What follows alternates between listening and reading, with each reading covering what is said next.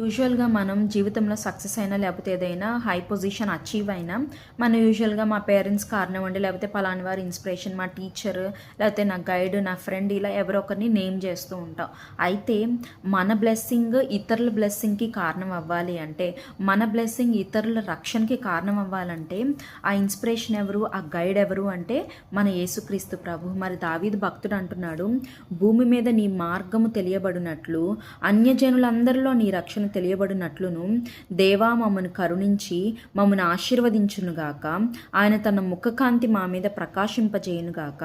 దేవా ప్రజలు నిన్ను స్తుతించుదురుగాక అని దావీదు భక్తుడు మాట్లాడుతూ ఉన్నాడు.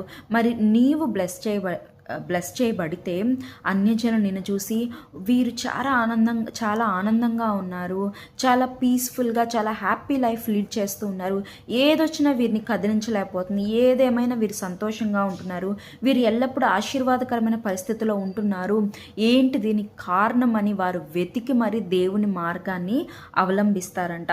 ఈ మార్గంలో సంతోషం ఉంది, ఈ మార్గంలో పీస్ ఉంది, కష్టాలు రావని కాదు, బాధలు రావని కాదు, వచ్చినా ఆయన ఉన్నాడన్న ధైర్యం వీరికుంది, మేము కూడా ఆ మార్గాన్ని ఎంచుకోవాలని చెప్పేసి అనేక మందికి మన ఆశీర్వాదం ఆస్పదంగా ఉంటుందంట.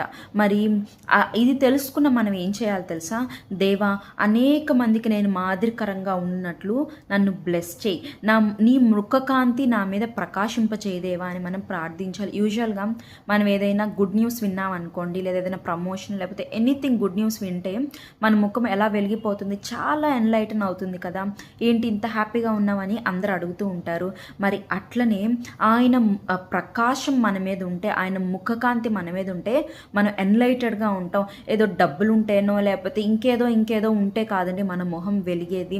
దేవుని ముఖకాంతి మన మీద ప్రకాశిస్తే మన ముఖం వెలిగిపోతుంది. ఆ వెలుగును బట్టి అనేక మంది ఆయన వెలుగులోకి వస్తారు.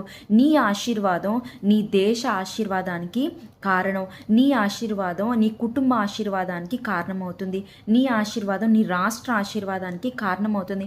భూలోకంలో ఉన్న వాళ్ళందరూ స్తుతిస్తారని దావీదు భక్తుడు ఇక్కడ చెప్తూ ఉన్నాడు. నువ్వు స్తుతించినప్పుడు అనేక మంది నిన్ను చూసి దేవుని స్తుతిస్తారు, నువ్వు ఆశీర్వదింపబడినప్పుడు అనేక మంది ఆ మార్గాన్ని అవలంబిస్తారు. నీ ఆశీర్వాదం ఈ లోకపు ఆశీర్వాదం, అది మనం ఎప్పుడు గుర్తుపెట్టుకోవాలి. ఆ ప్రార్థన మన నోట్లో ఉండాలి.